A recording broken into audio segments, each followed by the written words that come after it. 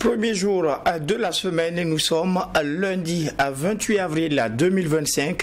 Mesdames et messieurs, bonjour et merci de nous retrouver pour le DEJ Matinal Info. L'information juste à la bonne heure qu'il vous faut pour faire le plein de l'actualité. Le DEJ Matinal Info, c'est maintenant avec le retour sur l'actualité.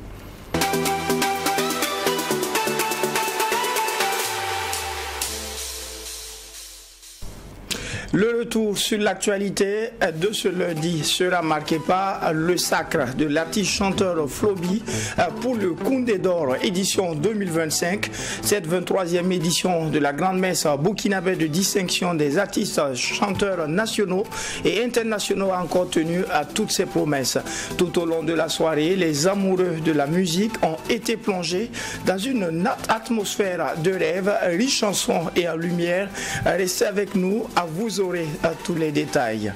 Dans ce DEJ Info, nous serons dans la cour royale de Tiébélé qui a été classée en 2024 sur la liste du patrimoine mondial de l'UNESCO.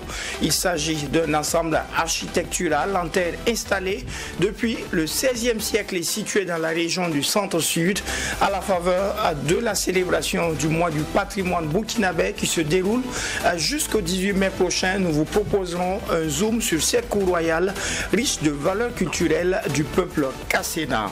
Enfin, l'invité du jour sera Ibrahim Sanogo. Il est le directeur général adjoint du cabinet Salomon Conseil. Avec lui, nous parlerons de comment développer sa capacité à s'automotiver dans son travail. C'était là les principaux titres du retour sur l'actualité. Les rideaux sont tombés sur les Koundé, la cérémonie de distinction des artistes chanteurs burkinabés. Cette 23e édition des Koundé a offert aux amoureux de la musique nationale et internationale une soirée riche en émotions et bien sûr en vibrations. Le clou de la soirée a été le sacre de l'artiste chanteur Flobi, le Baba national qui remporte la plus haute distinction de cette cérémonie pour la 3e fois. Retour sur cette soirée avec Alexis Wenkouni Belem Naba. Le Koundé d'Or est attribué à Flobi. Il l'a encore fait. Après son sacre en 2010 et en 2019, l'artiste Flobi, le King Zodanga, revient encore avec un nouveau sacre à cette 23e édition des Koundé d'Or. Il décroche le prix le plus prestigieux et le plus convoité de la messe des musiques avec son album à succès Burkina Faso. Il devient ainsi le premier artiste burkinabé qui a remporté 3 sacres. En plus de cette distinction, il a également reçu le Koundé de la meilleure chanson d'inspiration traditionnelle avec son tube Waka Jeune et le Koundé de l'artiste le plus joué en discothèque. Et ces prix viennent afficher sur son tableau une vingtaine de trophées remportés en 19 ans de carrière musicale. Et ce Koundé d'Or 2025, l'artiste musicien Flobi le dédie au FDS et VDP engagés sur les théâtres des opérations pour la reconquête du territoire national. Le Koundé d'Or, on ne donne pas qui veut, on ne donne pas parce que c'est mon petit, on ne donne pas parce que je le connais, mais on donne au plus méritant. Donc si nous avons mérité ce que nous avons travaillé, et donc ce qui veut dire que c'est comme un cultivateur et c'est à la fin qu'on regarde les récoltes. Donc pour moi ça va et on voit que nos nuits blanches ont été récompensées.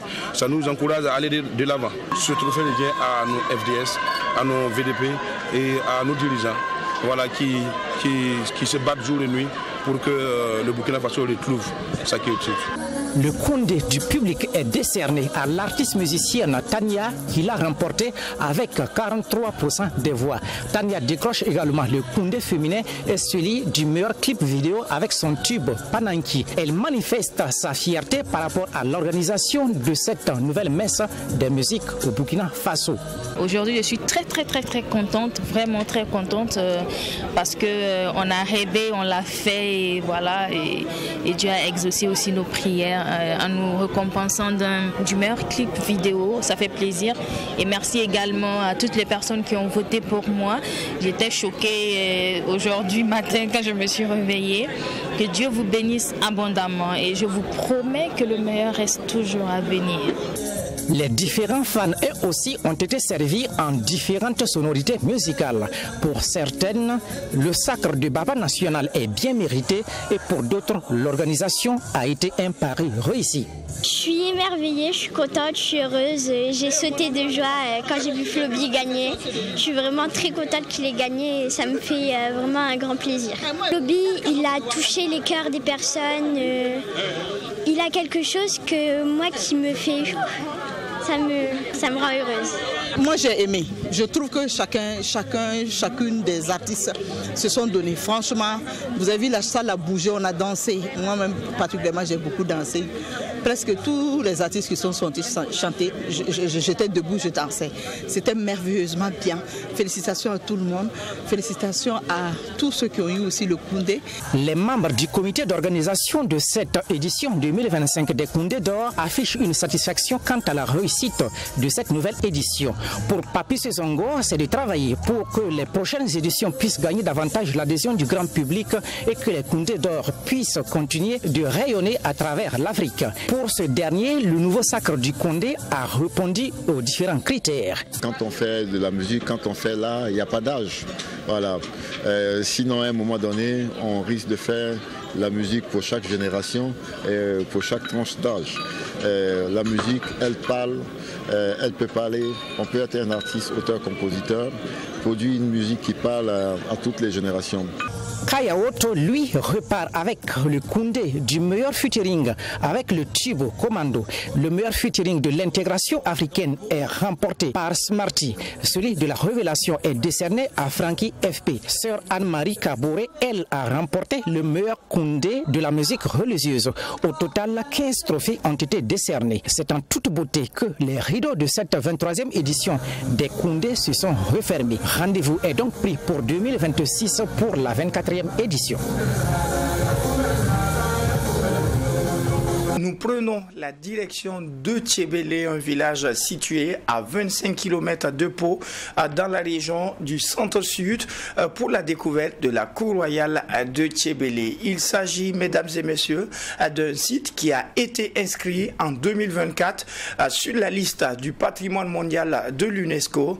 Vous le verrez, c'est un ensemble architectural en terre installé depuis le XVIe siècle, témoignant de l'organisation sociale et des valeurs culturelles du peuple Kassena. Sanata Siri.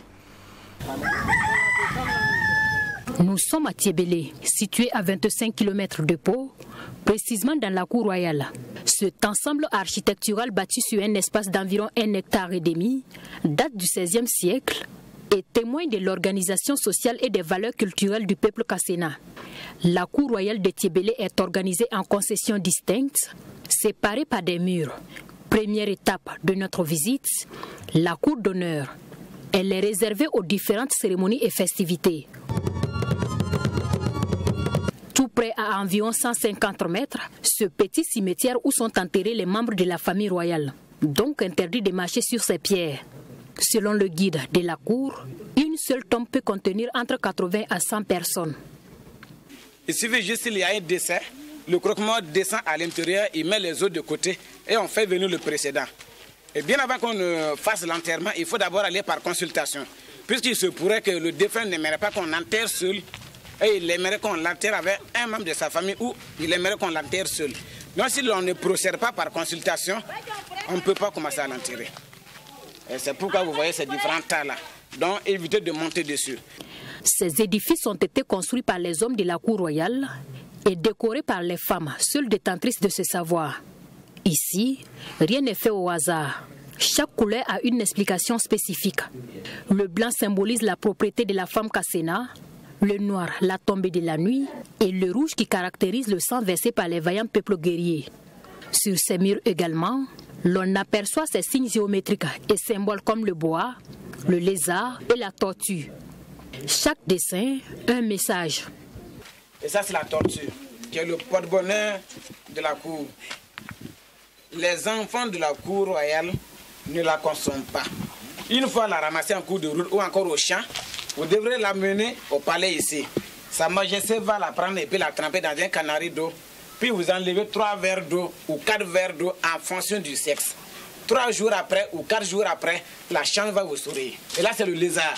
Le lézard, dans notre coutume, dans notre tradition, Kassina, une fois que vous finissez de construire votre mur et que vous n'avez pas remarqué qu'un lézard est passé dessus, il est conseillé de casser le mur là et vous reprenez.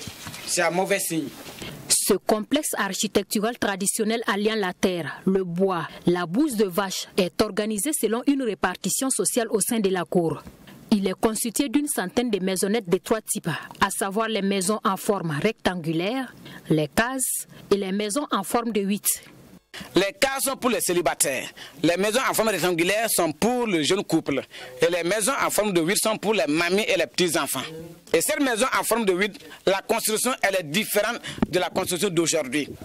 Autant passer pour construire la maison en forme de 8 ou encore nos différentes maisons, il faudrait malaxer la terre, bien la malaxer avec la sonde du mil et du maïs. Une fois bien malaxée, vous enlevez une boule de la terre malaxée, vous mettez dans un seau d'eau déposé. 24 heures après, si ça ne s'est pas fendu, cela prouve que ça a été bien malaxé.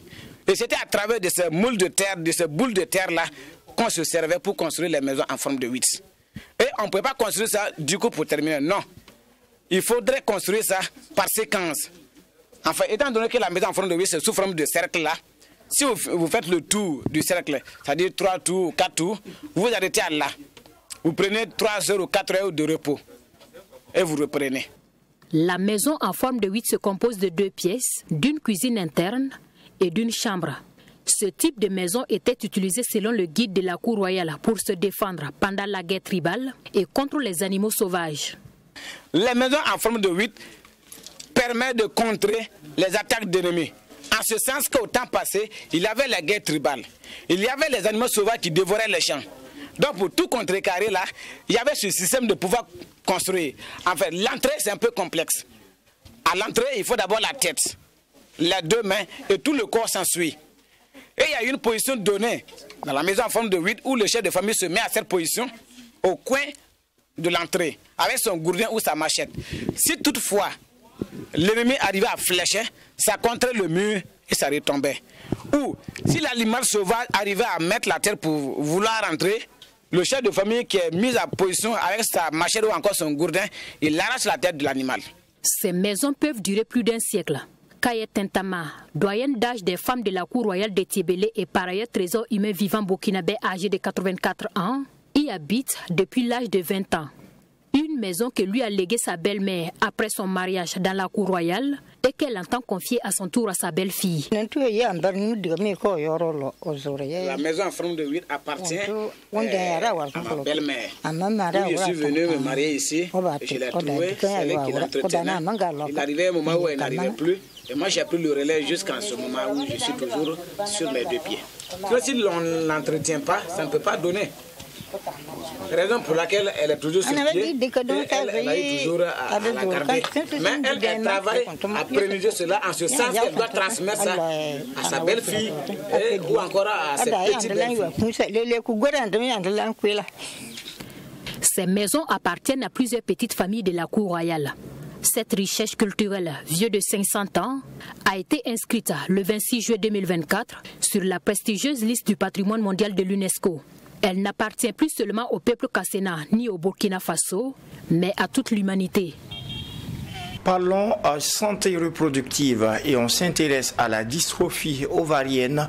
Nombreuses sont ces femmes qui souffrent en silence de cette pathologie, encore appelée syndrome des ovaires polykystiques. C'est un trouble hormonal fréquent qui affecte la santé reproductive. Quels sont les signes qui doivent alerter? Quelles sont les conséquences? Mais surtout, existe-t-il des solutions? Eh bien, Sarata Sere et Chloé Ndjijoy nous apportent des éléments de réponse. La dystrophie ovarienne ou le syndrome des ovaires polykystiques est une maladie hormonale qui provoque chez la malade des troubles de l'ovulation. Ces dernières années, elle est de plus en plus fréquente chez la femme en âge de procréer. Cette maladie se manifeste notamment par des règles irrégulières, peu fréquentes ou totalement absentes, une pilosité abondante et un poids excessif. À la palpation, les ovaires sont irréguliers, volumineux et douloureux. Selon Dr Carole Avou, la cause n'est pas particulièrement connue, mais il y a des facteurs qui favorisent cette maladie. Des facteurs notamment hormonaux, environnementaux et génétiques. Quand on parle de facteurs génétiques, c'est la possibilité de transmission qu'on peut avoir de façon héréditaire à travers les antécédents familiaux, la mère ou une sœur présentant déjà cela, ou chez des femmes qui sont atteintes d'un diabète de type 2, on les retrouve également. On se retrouve avec des facteurs environnementaux qui les favorisent, tels que le mode de vie, l'alimentation, l'excès de graisse dans le sang, c'est-à-dire l'obésité, et un manque d'exercice physique, de même que le stress et les troubles de sommeil. Et comme autre facteur également, nous avons des facteurs hormonaux. Voilà. L'organisme féminin est régi par des hormones, et c'est le dérèglement au niveau des hormones d'origine ovarienne et hypophysaire, c'est-à-dire la glande qui se retrouve au niveau du cerveau, qui crée cette pathologie au niveau de l'organisme de la femme. À en croire notre gynécologue obstétricienne, les femmes atteintes de dystrophie ovarienne ont un risque accru d'infertilité dû au dérèglement de l'activité cyclique des ovaires. Cependant, une femme atteinte du syndrome des ovaires polykystiques peut bel et bien concevoir. On a beaucoup de femmes qui ont des dystrophies ovariennes et qui sont tombées enceintes. La dystrophie ne veut pas dire 100% infertilité, non. Il faudrait que les femmes soient rassurées, ce n'est pas systématique. Comme on a beaucoup de femmes chez qui on a mis un traitement hormonal avec leur dystrophie et qui nous sont revenus avec une grossesse. Donc c'est surtout éviter d'être à l'écoute de tout ce qu'on se dit, de tout ce qui se dit autour, au dehors, et chercher à rencontrer le médecin, le gynécologue, pour échanger de long en large sur cette maladie. Selon les spécialistes, le traitement du syndrome des ovaires polykystiques est uniquement symptomatique jusqu'à la ménopause. Il consiste notamment à adopter de nouvelles mesures hygiéno-diététiques et à inhiber l'ovulation avec des ostroprogestatifs. Nous préconisons des traitements qui améliorent les symptômes. Voilà. Sinon, par exemple, il y a des traitements hormonaux qu'on fait pour pouvoir normaliser la taille des ovaires. Ça permet d'avoir une ovulation meilleure. Et parfois, on peut jouer sur le mode de vie, l'alimentation. Il faudrait consommer plus des aliments riches en vitamine D, pouvant être un moyen naturel d'améliorer la fertilité chez les femmes atteintes du syndrome des ovaires polykystiques. On peut même recommander certains fruits comme l'avocat, la banane et certaines tisanes comme le thé vert, le thé au curcuma, le thé au gingembre. Ce sont des traitements naturels qui améliorent un peu. Parfois, on se retrouve à faire la fécondation in vitro chez certaines patientes parce que si le conjoint, sa fertilité est également altérée, on se retrouve à faire la fécondation in vitro chez certaines patientes. La dystrophie ovarienne n'est pas une fatalité, dit Dr Carole Avoo. Cependant, elle invite les femmes atteintes de cette pathologie à surtout adopter une alimentation saine en évitant de manger trop gras et à pratiquer un exercice physique régulier. On s'intéresse à présent aux infrastructures sportives avec les passionnés à Degradin. Le stade du 4 août, qui vous le savez, est en chantier depuis plusieurs années, est bientôt prêt. C'est le constat que le ministre des Sports, accompagné de son collègue de l'Habitat et une forte délégation, ont pu faire au cours de la semaine dernière. À ce jour, le compteur affiche 80% comme taux d'exécution des travaux, toute chose qui procure satisfaction pour l'Union nationale des supporters des étalons qui avait perdu espoir quant à la remise sur pied de ce stade. Yassine Sawadgo. Le stade du 4 août est en finition du constat que nous avons fait. Le taux d'exécution des travaux est à 80% après seulement 3 mois 4 jours de travaux. Pour un délai de 6 mois, on peut dire sans se tromper que bientôt, le problème du stade emblématique va élever du passé. Et oui, ils sont nombreux qui attendent. Surtout l'Union nationale des supporters des étalons qui avait complètement perdu espoir. Enfin, un ouf de soulagement. Sur les réseaux sociaux et à la télé, ce que nous avons déjà vu récemment, nous déjà, on y est déjà dedans. Ce qui est déjà ce plat que nous avons vu, pour nous c'est déjà fini. Même si vous dites que ça fait 80% qu'ils ont déjà réalisé, pour nous je peux dire que c'est 100%. C'est très bien, c'est très impeccable.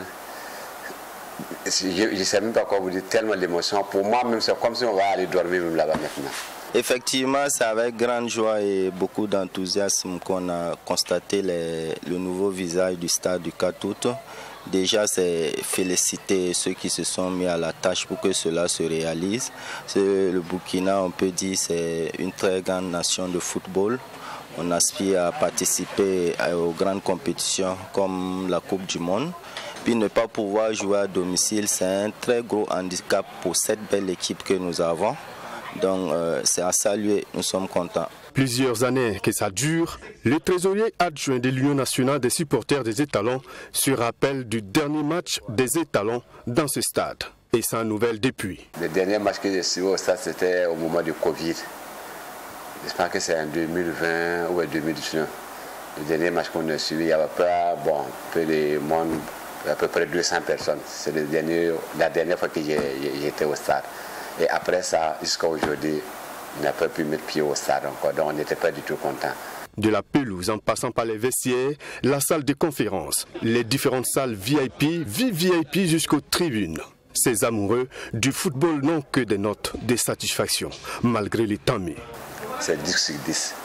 Tous les côtés me voient. Surtout si vous êtes assis en face et que vous regardez aller les étalons. Rien que ça même déjà, ça me plaît beaucoup. Mais tout le reste, je peux dire que c'est 10 sur 10. Il n'y a pas eu d'erreur, il n'y a pas eu de faute quelque part. Pour moi, tout est propre. En tout cas, j'ai vu les vidéos, je n'ai pas été là-bas personnellement, mais je trouve que c'est bien fait à travers les images. Par rapport aux anciennes vidéos, je trouve qu'en tout cas, ça là, c'est bien fait. Je crois que le temps, même si ça prend le temps et puis c'est très bien fait, c'est ça l'essentiel. Au lieu de précipiter et puis c'est pas très bien fait. Ça a pris de temps, mais actuellement, on voit que ça a un nouveau visage et c'est propre. Dès que ça répond aux normes internationales seulement, je crois que ça peut aller. Le 12e homme salue ici le travail abattu par les autorités burkinabées. On sent bien qu'ils sont là pour tout le monde. Ce n'est pas uniquement le football, mais ils sont là pour tout le monde. Donc nous le disons grandement merci. Le ministre des Sports, la fédération, le président, on ne parle pas. Le président, lui, c'est le numéro 1. C'est lui, nous aussi seulement. C'est que nous lui devons faire, nous, on est prêts. Après les travaux, ceux qui vont prendre ça, mais ils n'ont qu'à prendre au sérieux pour que le stade reste intact et pour toujours, et pour tous les Burkinabés, quel que soit n'importe quel événement qu'on puisse pouvoir faire au stade. Selon le ministre des Sports, les travaux ont commencé courant mi-janvier pour 6 mois de délai d'exécution. Toujours selon Roland Sonda, le stade sera disponible en juin et le 11 national pourra disputer son premier match en septembre 2025. Le DG Info se poursuit avec à présent la revue de presse.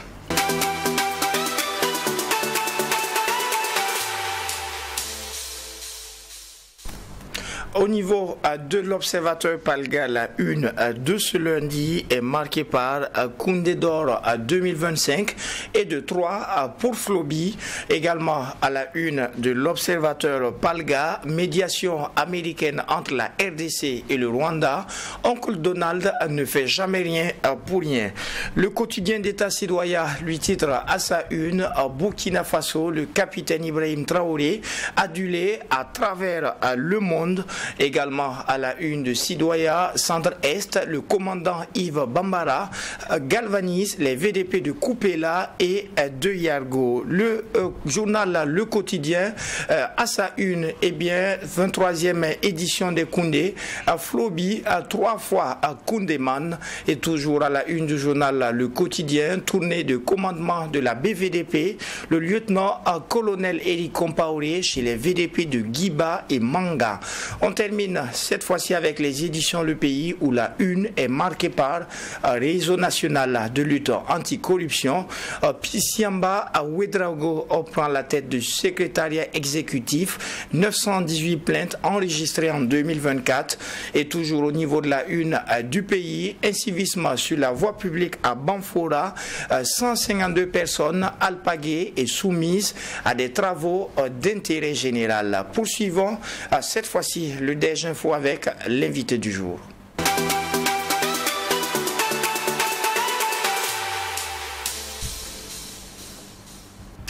Ibrahim Sanogo, le directeur général adjoint du cabinet Salomon Conseil est notre invité du jour. Avec lui, nous parlons aujourd'hui de comment développer sa capacité à s'automotiver dans son travail. Bonjour et bienvenue. Bonjour M. Kaboré, bonjour à tous nos téléspectateurs et auditeurs. Heureux de retrouver le plateau, surtout avec cette pluie bienfaisante d'hier. Alors, quand on parle de l'automotivation dans un cadre professionnel, de quoi est-ce qu'il s'agit exactement? Alors, l'automotivation, tout simplement, c'est la capacité que développe un individu à se pousser à agir. D'accord, malgré les défis, malgré l'adversité. Donc c'est une capacité que l'individu développe pour se pousser à agir. D'accord, donc voilà ce que c'est que l'automotivation. Et est-ce que l'automotivation est innée ou est-ce qu'elle se développe au fur et à mesure? Innée, je ne pense pas. Je ne pense pas. Vous savez, quand on est brut, hein, mis à part les talents, on est vraiment brut. Maintenant, quelqu'un qui naît dans un environnement où on le pousse, où on l'amène à faire face aux défis, où on le responsabilise. En fait, lui, de par son éducation, de par l'environnement dans lequel il a évolué, il va développer, si vous voulez, cet atout-là, cet attribut-là qui vont lui permettre, devant un défi, de ne pas s'arrêter. Ce n'est pas la même chose comme celui qui va évoluer dans un environnement où on va le surprotéger. Vous voyez, lui, face à l'adversité, il est totalement KO. Donc, c'est pas vraiment inné, à mon sens. Mais c'est quelque chose qu'on peut développer, qui se développe. Voilà. Quelle est l'importance de l'automotivation? Alors, il faut dire que c'est une clé du succès. C'est une clé du succès en ce sens que, vous savez, la démotivation est normale. Nous évoluons dans un monde de pression. D'accord, de pression sociale, de distraction, et il y a tellement de facteurs auxquels nous faisons face au quotidien qui peuvent nous amener à perdre, si vous voulez, cette flamme intérieure qui nous poussait à agir, puisque c'est ça la motivation, c'est une flamme intérieure qui nous pousse à agir, d'accord. Et donc souvent on peut attendre que ça vienne de l'extérieur, d'accord. Et dans les entreprises, on voit ça, où on attend toujours que ça vienne de l'extérieur, on veut se retrouver dans un cocon, dans un carcan qui nous donne, oui, mais et si ça ne vient pas, on fait quoi? On baisse les bras? Non. Donc, cultiver l'automotivation va nous donner cette force-là, va nous donner cette capacité à transformer nos désirs en action. D'accord? Et donc nos actions transformeront nos rêves en réalité. D'accord? Donc c'est vraiment pour moi l'importance de cette aptitude-là qui nous permet d'agir quand même, de continuer à agir, mais avec des clés, avec des principes, avec une très bonne capacité d'adaptation, d'analyse de son environnement. Il y a énormément d'autres facteurs qu'il faille prendre en compte.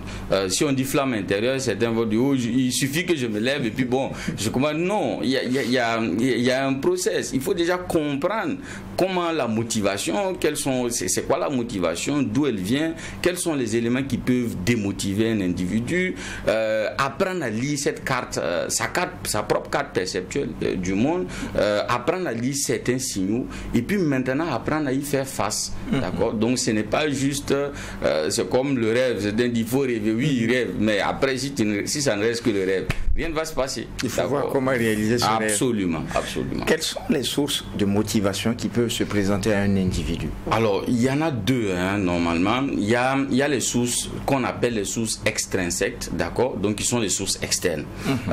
Quand vous prenez par exemple un salaire, c'est une source externe, mais qui peut donner de la motivation.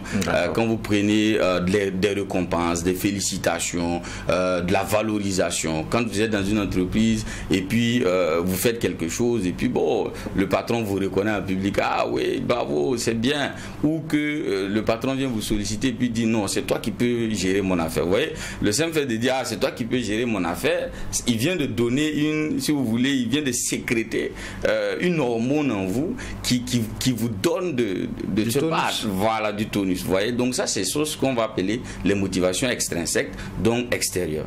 Mais il y a aussi les motivations intrinsèques, donc intérieures. Et ça ne vient pas de l'extérieur, ça provient de nous-mêmes.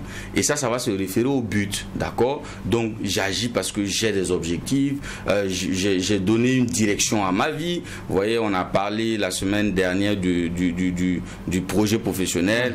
J'ai un projet, je sais ce que je veux réaliser, je sais ce que je veux, je veux laisser comme empreinte à ce monde. Et donc cet élément-là me pousse, malgré la difficulté, à dire non, attends, il faut que tu continues. Vous voyez, ça c'est intrinsèque. Donc ça c'est pas externe. Ce n'est pas le salaire, ce n'est pas l'environnement, ce ne sont pas les signaux externes, mais ce sont plutôt des signaux internes qui nous poussent à agir. D'accord? Donc il y a deux sources. Pour continuer dans les sources, il faut dire que de nombreux individus, en tout cas qu'on rencontre, sont beaucoup accrochés aux sources externes. D'accord? Voilà quelque chose encore qui nous donne l'importance de développer cette capacité. Parce que j'ai envie de dire, c'est bien, les sources externes, c'est bien, ça nous donne en tout cas, ça nous renforce, mais le plus important c'est l'interne, d'accord? C'est l'intrinsèque. Il faut compter beaucoup plus sur la motivation intrinsèque que extrinsèque. D'accord? Voilà. Pourquoi la motivation intrinsèque est beaucoup plus importante que la motivation extrinsèque, étant donné que pour la motivation intrinsèque, c'est à soi-même de développer cette capacité à s'auto-motiver, alors que la source extrinsèque, c'est l'environnement de travail qui devrait favoriser justement cette motivation. Comment vous arrivez à faire la nuance pour voir plus de bénéfices avec la source intrinsèque? Parce qu'en réalité, l'attente est nuisible. Quand vous êtes accroché à la source extrinsèque, vous êtes dans l'attente. Donc vous avez besoin tout le temps qu'on vous reconnaisse, vous avez ce sentiment de reconnaissance, qu'on vous valorise, qu'on vous valide. Alors que si vous attendez que les autres vous valident, mais vous risquez totalement de ne même pas agir. Parce que justement, il y a plusieurs raisons. Souvent, ce n'est pas parce qu'ils ne veulent pas. Souvent, ce n'est pas parce qu'ils ne peuvent pas. Il y a plusieurs raisons. Donc, l'attente est nuisible. Et avant que les autres ne me valident, il faut que moi-même, je me valide. D'accord? Et en réalité, si vous voulez, nous sommes des êtres homo economicus, nous sommes motivés par nos propres intérêts. Donc, ce principe-là s'applique aussi à nous tous. Donc, c'est de voir en nous pourquoi on agit. Notre why. Qu'est-ce qui fait qu'on agit? Qu'est-ce qui fait qu'on vient au boulot? Si on vient au boulot que pour le salaire, soyez rassurés, je l'ai déjà dit sur ce plateau, aujourd'hui ça commence à prendre sens pour certains qui nous suivent. Je l'ai déjà dit sur ce plateau, si vous venez que pour le salaire, mais il y a de fortes chances que vous ne soyez pas motivé, puisque vous voyez un revenu, nos charges s'étendent au fur et à mesure que notre revenu s'étend, salaire de 1 million, problème de 4 millions. Donc, à un moment, en réalité, c'est éphémère. Vous voyez, ces sources externes là, c'est éphémère. D'accord? C'est important. Je ne dis pas que c'est pas important, mais si on s'y accroche trop au détriment de l'interne, de l'intrinsèque, on peut passer à côté, on peut abandonner, on peut s'arrêter. Alors que si vous vous arrêtez, qui le fera pour vous? C'est ça. Personne ne le fera pour vous. C'est d'abord vous, ce sont vos objectifs à vous. D'accord, qui peuvent venir intégrer des objectifs, si on va dire, on va utiliser le terme écologique pour dire des objectifs communs à un environnement, à une communauté. Mais c'est d'abord vos objectifs à vous. Ce qui nous ramène encore au projet personnel. Et professionnel, absolument. Et de sa nécessité, puisque ça nous donne une direction. Et cette direction-là, quand même, peut être un élément qui nous dit, non, attends, c'est difficile, mais voilà ce que j'ai prévu. Voilà ce que je veux faire. Voilà les étapes. Et donc, voilà, je me regalvanise et je me dis non, allez-y, vas-y. C'est le succès au bout des efforts, dit-on. Donc continue, agis, parce que si tu n'agis pas, rien ne va se passer. Et si tu es démotivé, tu n'agiras pas. D'accord? Donc extrinsèque, c'est bien. D'accord, on pourra y revenir parce que justement on peut être galvanisé à l'intérieur et puis des sources externes peuvent venir pour tenter de saper cette motivation. Et il faut en être sensibilisé, il faut être alerte et il y a une posture à avoir vis-à-vis de ces sources-là. Voilà. Mais je recommande qu'on soit beaucoup plus, qu'on utilise beaucoup plus la motivation intrinsèque qu'extrinsèque. Jusqu'à quel stade, jusqu'à quel point l'environnement de travail arrive à influencer sur la capacité à s'automotiver? Alors, vous avez plusieurs éléments, vous avez plusieurs facteurs. Vous avez par exemple, on a déjà parlé du manager qui n'est pas formé à être manager, et j'invite les managers. Vous voyez, si vous pensez que la formation coûte cher, essayez l'ignorance, d'accord? C'est-à-dire la formation, l'ignorance coûte plus cher que la formation, donc venez payer de la formation, on va vous accompagner, on va vous aider à challenger vos équipes, à tirer le meilleur parti de vos équipes. Parce que justement, un mauvais management peut être source de démotivation, d'accord? Donc, un des sources externes, souvent, c'est même pas seulement le salaire. Souvent, moi, j'ai rencontré des gens dans ma carrière, dans ma vie, parce qu'on fait du recrutement, et j'ai déjà rencontré quelqu'un qui a quitté on en a rencontré plein, qui a quitté, par exemple, un salaire plus juteux, d'accord? Il quitte une entreprise qui le payait 3 fois, je pense, plus que l'entreprise dans laquelle il parachute. Mais il y va à cause de la paix intérieure. Oui, et ça, ce sont des défis de management. Et ça, oui, il faut apprendre à le faire parce qu'un patron toxique, ben, l'environnement est très délétère. Donc ça, c'est un des problèmes. Ça, ce sont vraiment des sources externes. Quand vous prenez aussi, le management peut être bon, mais la culture d'entreprise, l'environnement en lui-même peut être aussi toxique.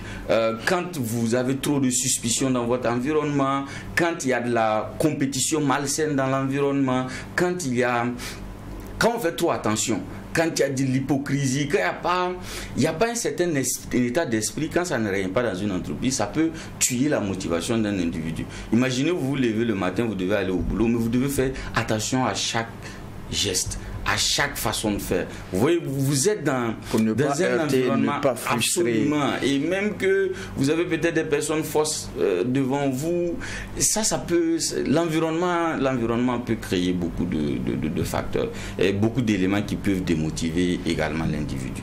Donc voilà un peu, il y a les pressions sociales également qui sont externes, qui peuvent vraiment démotiver. Donc voilà les sources externes, surtout en entreprise, c'est vraiment le management, la culture d'entreprise.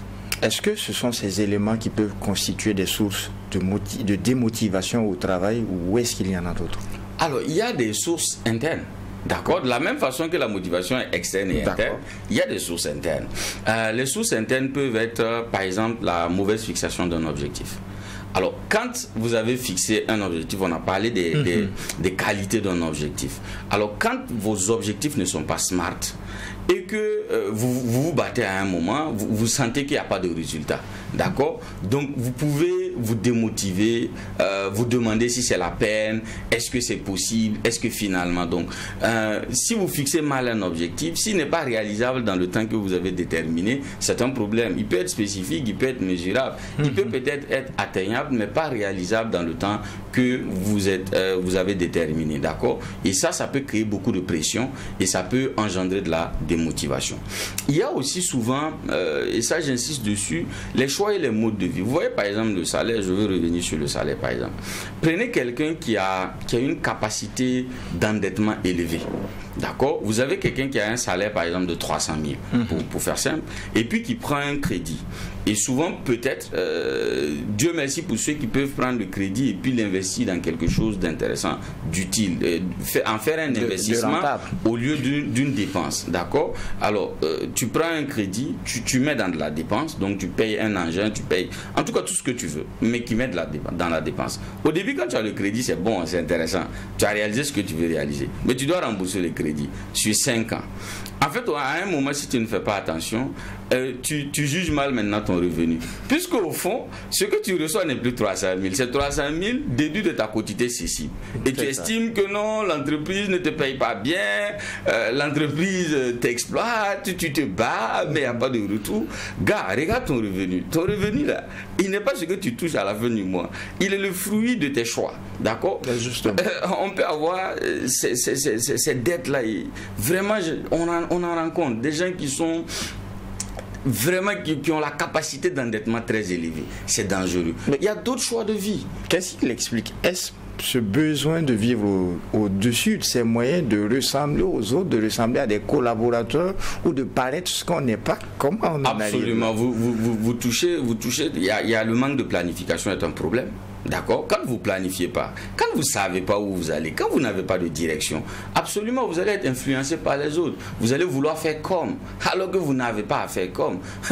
C'est votre vie, c'est votre propre vie. Et ce n'est pas une course de vitesse, certains le disent. C'est une course de fond. D'accord? Et il y a ça, il y a le besoin d'avoir élevé. C'est-à-dire le besoin de paraître, le besoin de... Et ça peut vous blesser. Voilà. Donc, il y a tous ces facteurs-là qui font que vous n'avez pas la juste mesure, mais surtout le manque de planification. Le manque de planification, lui, il est vraiment l'élément majeur, quoi. Voilà. Comment gérer la baisse de motivation dans le cadre professionnel? D'accord. Alors, c'est encore une question de paradigme. Premièrement, c'est encore une question de paradigme. J'ai envie de prendre un exemple pour qu'on comprenne ce paradigme-là. Parce qu'il faut savoir d'abord lire son environnement. Je veux toucher les sources externes. Souvent, nous lisons mal notre environnement. Je prends l'exemple de quelqu'un qui appelle, par exemple, son patron. D'accord? Donc, il appelle son patron et puis il lui pose un problème. Et puis, il sent, par exemple, où il part rencontrer son patron, et puis, il a comme l'impression qu'il y a de l'agressivité dans le retour de son patron. Vous voyez? Il peut interpréter ça très mal. Il peut se dire, mais je viens te poser un problème qui est un problème de l'entreprise, qui me donne c'est un souci. Je suis engagé, je m'intéresse à l'entreprise, je te pose un problème, mais tu me réponds avec agressivité. Bon, vraiment, ici, là, c'est pas la peine. Vous voyez, très vite, vous avez commencé à tomber dans la fatalité. Bien sûr.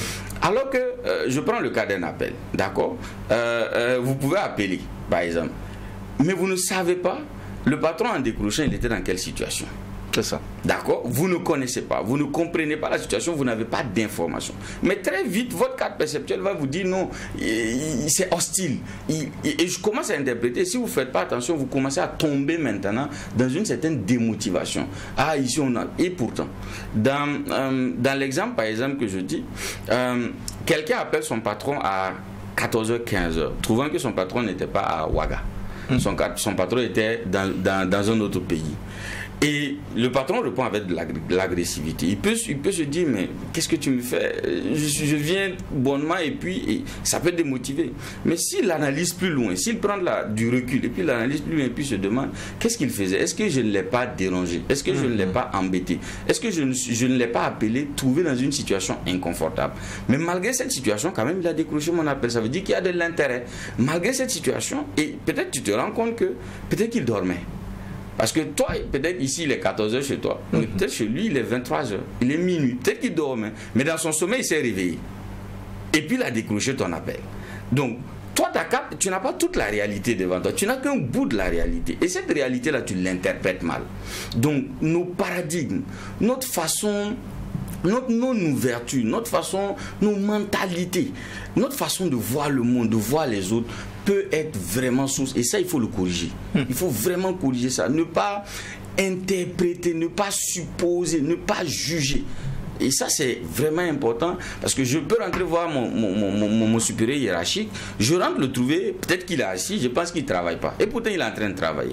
Je le dérange, il coupe un moment, il me répond, mais j'interprète mal ces retours. Ça peut démotiver et on commence à généraliser, à rentrer dans des distorsions et ça peut vraiment démotiver. Donc, il faut déjà ça. Mais l'automotivation, comme je le dis, je l'indexe à l'intérieur parce que, vous voyez, même si les objectifs ne sont pas mal ficelés, quand on fixe les objectifs, on se bat pour les atteindre. Tout à fait. Mais rien ne dit que tout sera comme on l'a dessiné. Rien ne dit qu'il n'y aura pas des obstacles. Et ces obstacles, en réalité, sont des signaux. Sont des signaux peut-être pour nous dire, réévalue l'objectif. Sont des signaux pour nous dire, au moment où tu fixais l'objectif, il y a des variables que tu n'as pas prises en compte. Il y a des choses que tu n'as pas. L'échec est un meilleur conseiller. Pourtant, beaucoup face à l'échec n'hésitent pas. Ils font demi-tour, ils font marche arrière. Si tu n'as pas évalué que tu fais marche arrière, tu repars sur un autre chantier, tu vas encore refaire un échec et puis tu vas refaire marche arrière. Et tu finis par dire que ça ne marche pas, que ce n'est pas possible. D'accord? Donc, il faut réévaluer. D'accord? Et quand vous prenez, par exemple, on l'a déjà dit sur ce plateau, en fin d'année, on a plein d'objectifs. Voilà, vous voyez, 3 mois après, 4 mois après, ça semble ne pas aller, on commence à baisser les bras, on commence à oublier les objectifs. Non, c'est pas ce qu'il faut faire. Il faut s'asseoir et puis réévaluer. Il faut faire un bilan. Réévaluer réévaluer qu'est-ce qui a marché, qu'est-ce qui n'a pas marché, qu'est-ce que j'ai fait de bon, qu'est-ce que je n'ai pas fait, qu'est-ce que j'ai manqué. Vous voyez, quand vous prenez ce temps-là, cette froideur-là de réévaluer, de reposer votre objectif et de réévaluer froidement sans émotion, vous pouvez aller percevoir des choses que vous n'avez peut-être pas, des choses qui vous manquent, des choses que vous devez développer. Pas que l'objectif n'est pas atteignable, mais vous-même, il vous manque des choses, d'accord? Donc ça peut vous rebooster, d'accord? Donc ça, c'est un des éléments. L'autre élément, pour moi, c'est de surveiller ses pensées. Vous voyez souvent, notre démotivation n'est rien d'autre, ne provient de rien d'autre, généralement que de ce que nous consommons. Vous voyez, le corps a de la nourriture, donc on mange pour garder le corps en vitalité, l'esprit aussi mange. Et ce que nous consommons, il peut nous aider comme il peut nous détruire. Si vous passez le temps à consommer des choses, je parle de la consommation intellectuelle, à consommer des choses qui ne vous apportent rien dans votre objectif, qui au contraire détruisent en réalité la capacité que vous avez à croire en la réalisation de vos objectifs, soyez rassurés, vous serez démotivé. D'accord? Et ça, il faut surveiller ses pensées. Il faut surveiller où partent mes pensées. Là, je suis en train de penser à quoi? Je suis en train d'interpréter. C'est humain, hein? Je peux interpréter un mauvais fait. Puis je dis, bon, attends, mais tu n'as pas toute la vérité. Il faut te calmer, ça ne sert à rien. Surveille ça. Ce que je consomme, je dois le surveiller. Les endroits que je fréquente, je dois les surveiller. Les amis que je fréquente, je dois être sélectif. Parce que si tu es dans un environnement où tout le monde va te dire, tu sais, Joe Awagala, rien ne marche. Tu parles trop, ça ne marche pas. D'accord, ça ne marche pas pour toi. Moi, pour moi, ça marche. D'accord? Et je vais aller m'associer à des gens pour qui ça a marché. Et qui vont me dire, tu sais, ça marche. Quand je le fais, ça marche. Ah bon, d'accord. Mais est-ce que tu as eu tel défi? Oui, absolument. J'ai rencontré tel défi. Pas peut-être la même forme, mais voilà le défi que moi j'ai rencontré. Voilà au bout comment c'est arrivé. Ah d'accord, ça veut dire que ça marche. Ça veut dire que moi j'ai mal lu. Ouais. Et le fait de bien s'entourer va nous aider. Mais si on est mal entouré, si on ne choisit pas ses fréquentations, si on laisse la porte ouverte à notre esprit de consommer tout et n'importe quoi, excusez-moi, ben c'est clair que nous serons démotivés en constance. Et là, je me permets d'insister, on l'a dit en début d'émission, la source de démotivation n'est pas liée à l'extrinsèque, au salaire et tout, elle est pour la plupart du temps liée à l'intrinsèque, à ce qu'on développe soi-même. Et là, ma question, quand on parlait aussi de l'environnement de travail, on a parlé de l'hostilité, de tout ce qu'on rencontre, de tout ce qu'il y a comme colportage, comme commérage. Comment on arrive à affronter, à ne pas baisser les bras avec l'entourage qu'il y a dans son milieu, avec l'environnement de travail? Et je me permets de poser une question liée à une autre de nos émissions. C'est qu'on sait qu'en entreprise, il y a le fils, il y a le mercenaire. Comment on s'entoure en entreprise?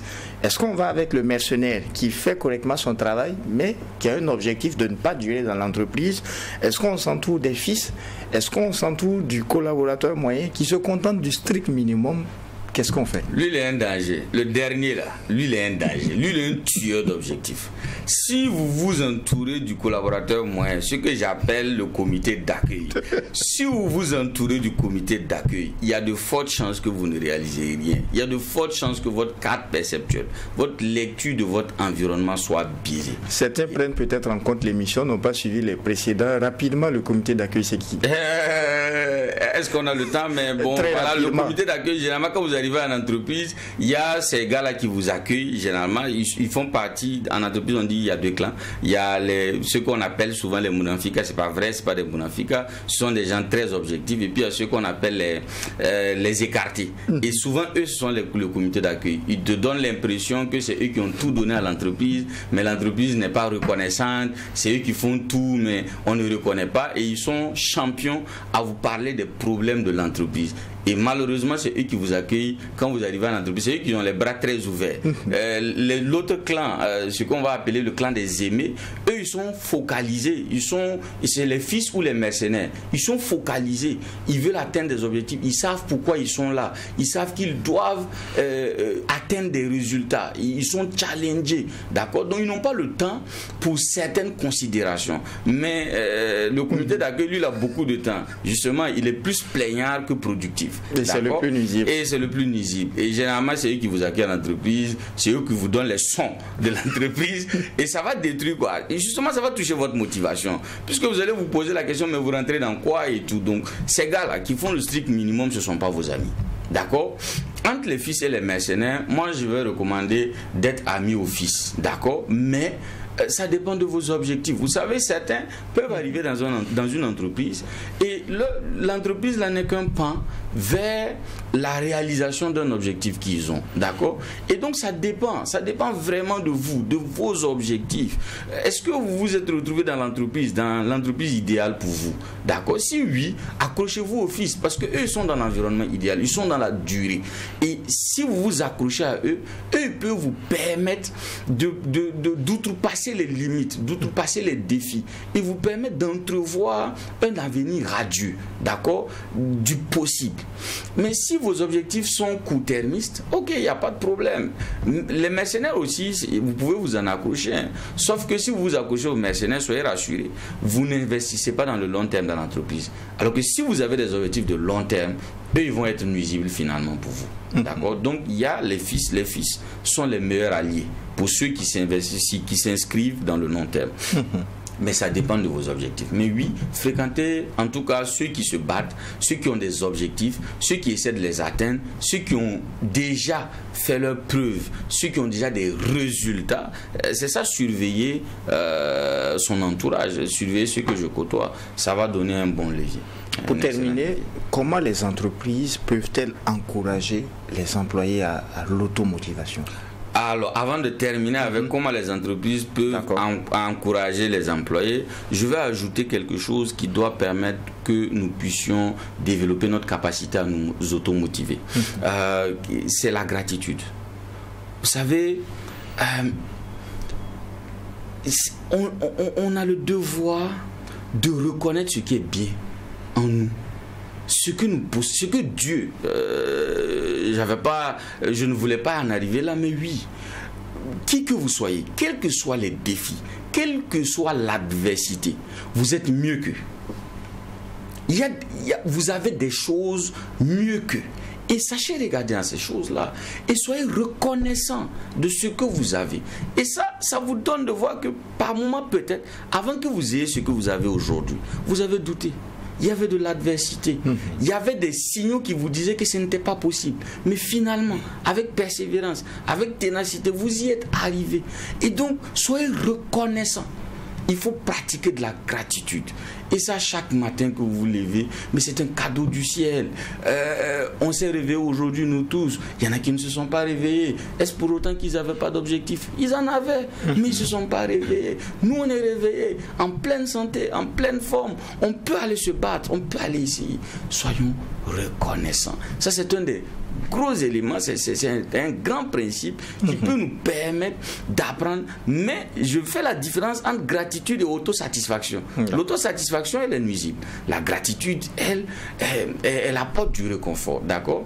Maintenant, pour terminer sur l'automotivation, la visualisation est un excellent moyen. Il faut visualiser. Et ça, la visualisation, l'autosuggestion, venez nous voir, faites vos coachés. Et justement, pour l'entreprise qui veut développer la capacité à automotiver ses collaborateurs, qui veut apprendre lui-même à ses managers de pouvoir motiver ses équipes, passez nous voir. Et c'est tout simple. Début de semaine, et on souhaite une bonne semaine à nos auditeurs et téléspectateurs. Soyez heureux et que Dieu bénisse le Burkina Faso. Merci infiniment à vous, auditeurs et téléspectateurs des médias leaders à Twi TV et Watt FM. Merci sur FM donc à ce numéro du DEJ Matinal Info. En attendant bien sûr de vous retrouver pour un autre numéro, non seulement portez-vous bien, mais aussi et surtout, Ibrahim Sanogo l'a dit, que Dieu bénisse à le Burkina Faso.